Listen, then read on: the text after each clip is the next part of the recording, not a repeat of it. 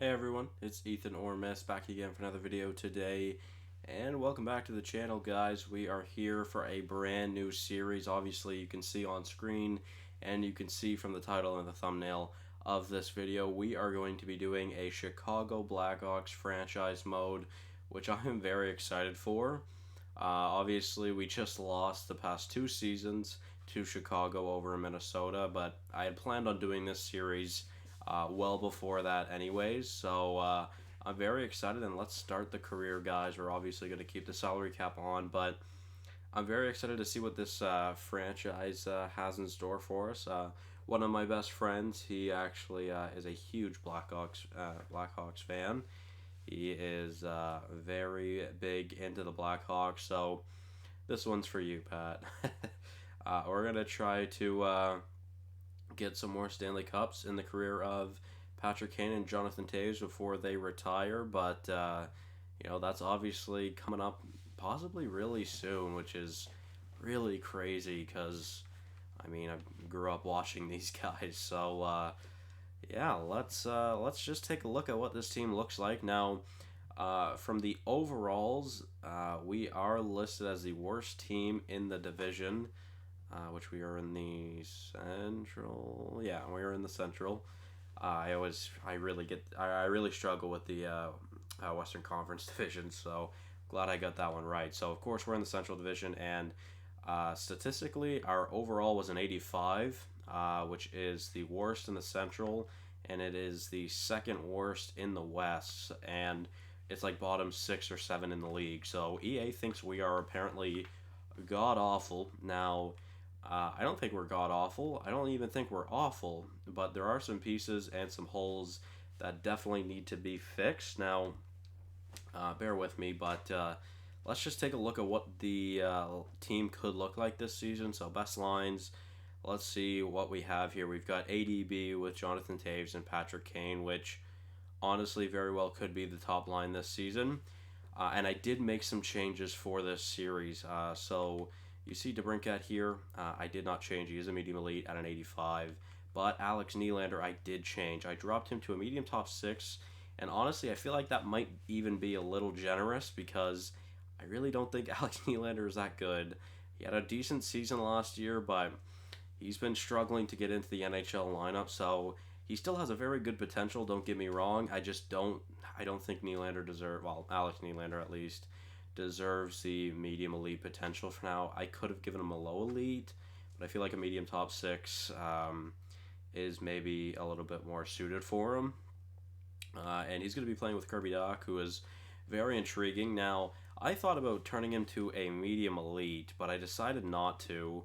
We're going to keep him at a high top 6. He is an 82 at 19. I just don't get why he wouldn't have been a medium elite, considering he was drafted third, I guess 2 seasons ago now. But yeah, either way, Kirby Dach will be a huge part to this series, and Dominic Kubalik as well, potentially. I mean, he still has a chance to grow. Obviously, one of the best rookies of this past season. Very intrigued to see how he does. Unfortunately, I don't think Kubalik will be as good as he was in real life in this franchise. We'll see how it goes, though. So that's our top 6, and honestly, I'm very happy with our top 6, where our bottom 6, I'm definitely not as Brendan Peary, meh. David Kampf, meh. Andrew Shaw is honestly not that bad. Little bit too much money, but honestly, it's not that bad considering it's only a 2-year deal. Ryan Carpenter, trash. Zach Smith, meh. And Matthias Janmark, meh. I mean, he's alright. Defensively is a bit of a struggle, and of course, I'm sure you guys know this. Any Blackhawks fans out there knows this. There are some questionable contracts on this team. Duncan Keith, arguably one of them. Thankfully, he's only got 3 years left, which probably brings him to the end of his career. But this Brent Seabrook contract is horrifyingly bad. And there's just no shot we're getting rid of that, I don't think. But yeah, so Duncan Keith and Connor Murphy is our top pairing, which is honestly quite sad to say. I am going to change that, though. Adam Boqvist will be on the top pair with Duncan Keith. We'll see how that goes. That's 2 really solid defensemen, so we'll see how that goes. And Calvin DeHaan is on an interesting contract. It's pretty pricey. Again, thankfully, only 2 years though. Then Connor Murphy, I mean, he's fine. Nikita Zadorov, he's fine, I guess. And Brent Seabrook is pretty trash, unfortunately. We have a very defensive heavy D-core here.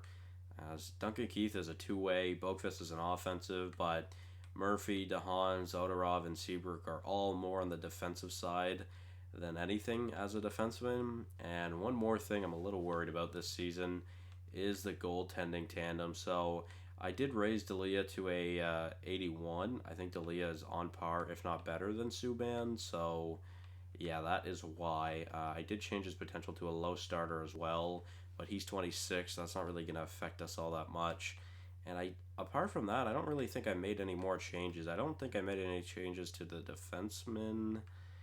No, I believe I have not. So this is what the team could look like. But quickly, I would like to see what else we have here, that we could potentially use. So let's just see what our top 12 could look like. Our top 12. Let's just see what our forward core could look like. So we've got 6, 7, 8, 9, 10, 11, 12. So we've got 12 forwards up in the NHL right now, and Lucas Wallmark is not one of them, which is someone I definitely like to be playing in the AHL, or in the NHL, sorry. And I'm thinking I'm going to send probably Carpenter down. Yeah, he's on a 2-year deal as well. Honestly, I don't know what the cap situation is like. You see, it doesn't look too bad. About $6.5 million of cap space, but it does worry me a little bit. So Nick Seeler and Lucas Lucas Carlson will be sent down to the AHL. Yeah, and we'll go over in a moment as well. Goaltending is pretty shoddy. I think we definitely need help in the goaltending department. So quickly, I would like to explore free agency to see what's out there. Now, I have not done this yet, but Mike Hoffman was signed, and I think that's it as far as I know. But yeah, obviously, Mike Hoffman would not be there. Now, we do got to try and find a contract for Dylan Strome, which we will look into in a moment, but I'm just curious to see what else is here. I think DeBrusk, there was rumors of DeBrusk re-signing with Boston. I don't know if they ended up doing it or not, and I'm pretty sure Hamonic is on Vancouver, I think. So I guess there are a couple things I could do, and as for goaltenders, nothing really that could actually help us out. I mean, Linus Soderstrom would be cool, but I honestly just don't think he pans out into anything. Kevin Mendelez, though, or Mendelez, I mean, he's an option, I guess. We could sign him. 66 at 20 isn't that great, especially not for a low fringe. So I honestly don't know if I'm going to make any free agency signings before we start this season. So let's quickly see what we got for RFAs, because, of course, Dylan Strome is a big piece to this team and will be a big piece to this team. And I'm going to try to sign him to a multi-year deal so I can have him for a while. So I'm honestly completely okay with giving him like $4 million for the next 3 seasons. I think he's definitely deserved of that. He's definitely turned out to be a much better player, or a much better fit in Chicago than he ever did in Arizona. So looking at it, obviously 51 points in 58 games last season, and then 38 points in 58 games this season. So overall, he's not been doing too bad. Really excited to see what he can do. And of course, this is going to make the team look much different once he gets into the lineup. So I guess since we're here, we might as well look at some prospects, because here's one of the biggest ones, of course. Philip Kurashev is going to be huge for us. Hopefully he pans out to be something. 20-year-old at 72 overall isn't bad at all. A medium top 6, very good potential. He's very solid offensively. Is this Alexei? No, it's Antti Sorella, which honestly, he's not too bad. We'll see what happens with him. Lucas Reichel. Not too bad either. I'm honestly surprised he doesn't have a higher potential, but yeah, Nicholas Bodin is of course our probably biggest prospect. I don't really know. Well, I guess we can still consider Boqvist and Dak prospects. So Nicholas Bodin is probably third, but he is still very, very good. And of course, I've used Bodin and Boqvist in series before, but unfortunately, they're going to be, well, not unfortunately, hopefully it's a good thing, but they're definitely going to be staying with us throughout this series, or most of it, I'm sure. So, yeah, goaltending is the main issue, I think, right now, guys. But yeah, let's just start to sim some days to see if we get Dylan Strome under a contract, because that will definitely help out the team. I say Alex Nylander isn't really that great, and he has a 3-point game in the first game of the preseason. So Dylan Strome accepts, which is great. That, like I said, is very, very much going to be a good, a good add to the team here. So let's make some more roster moves. So we are going to, of course, call Dylan Strome up. And as for forwards, I'm saying David Kampf goes down because that's really the only option.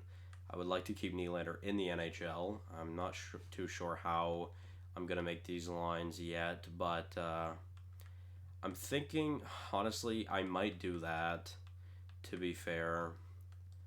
Kirby Dach, so I really want someone good playing with Kirby Dach, so I might do Nylander, so I might do Shaw, Kubalik, and Taves, which I don't know if that's really that good of a line or not. I think Lucas Wallmark, I do want Lucas Wallmark. I was just looking at Mark. I think I want Wallmark on that third line. I think probably it just means our fourth line is really bad. A grinder, a sniper, and a sniper, which is not good at all.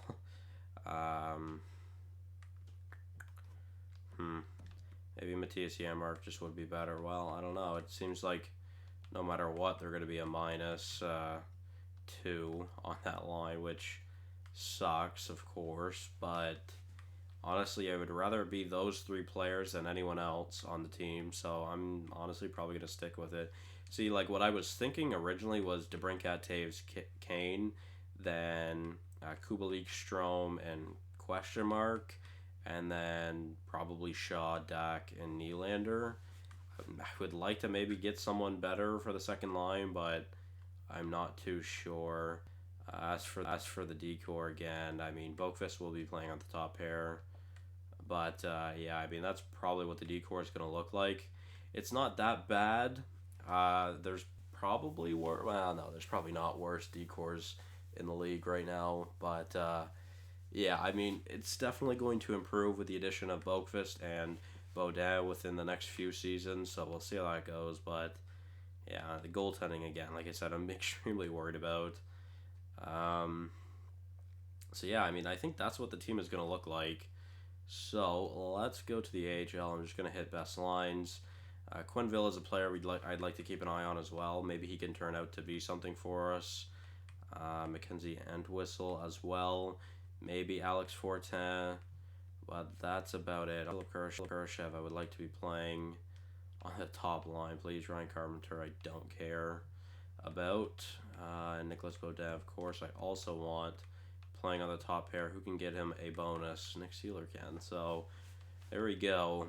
And then the goaltending here in the AHL is Lankinen and Tompkins, which both of them are pretty poor. Nothing really we can do about that, unfortunately. So now I guess we can take a look at free agency. We have Strome signed. We have about $5 million in cap space. Now, I'm not going to target Barzal, Dubois, Hoffman, Hintz, DeBrusque, well, any of the RFAs, essentially. I'm just going to sort by UFAs because I don't think it's fair to the teams. And Duclair, I believe, signed with, who is it? I think Florida. So let's just look at someone we could maybe add to this team. I think Granlund is going back to Nashville or Minnesota. I heard that somewhere. I don't know. I think Eric Holla is an interesting option. I'm not going to go for Hoffman because, of course, he is signed. He should be on a team, so that's why I'm not going to do that. Although Connor Sheary, honestly, I feel like Connor Sheary was signed to a team, though, as well. I don't know. I honestly, the only ones I really know for fact are Hoffman and Duclair. The others I'm really not too sure about now. I would definitely like to maybe add some forward depth to this team. So Connor Sheary, I think, is a very good option. He's pretty sick offensively, and he's pretty fast, which is nice. Which this team is relatively slow, and honestly, he'll probably play on the second line. I'm thinking I'm gonna offer him 1.8 million for 2 seasons, because I mean that's a cheap deal. Do I want to offer another contract to someone? Kind of thinking about Eric Holla, in all honesty. Again, pretty solid, and he's pretty fast, which would be nice. Which definitely wouldn't be bad. I don't know if I have the cap. Well, I think I definitely have the cap to sign both of them. But Holla will have to be a 1 year deal. So Holla very well could be a rental, but I guess we can look into it. Now, is there really anybody out there in the D or on the D side of things that could help us out? Honestly, yes. Sami Vatanen would be interesting, although we definitely have to get rid of some cap space now, because Sami Vatanen could definitely help out this team, I think at least, and honestly that would make this team a hell of a lot better. So, not that I'm a big fan of making trades in like episode 1, but I'm going to. uh, yeah, that's pretty simple. I'm going to.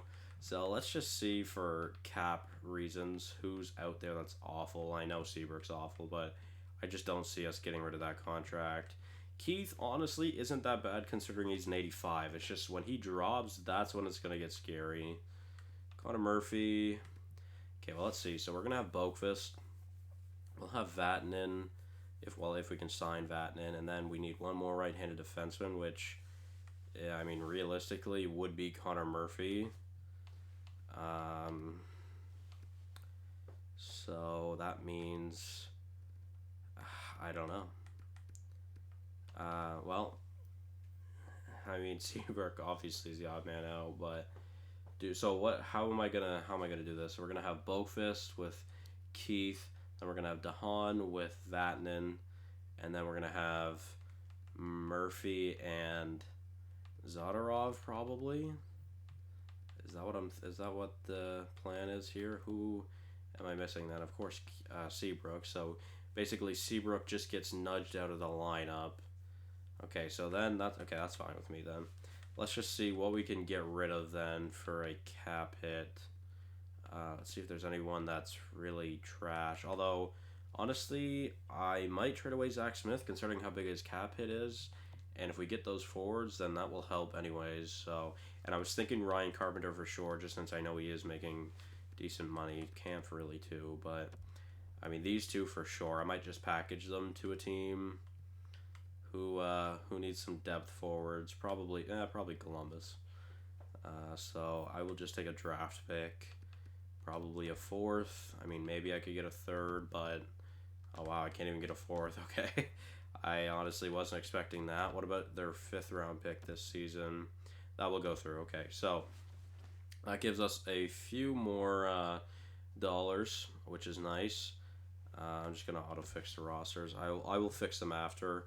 I don't really plan on doing any simulation in this episode because I would like to get the lines done.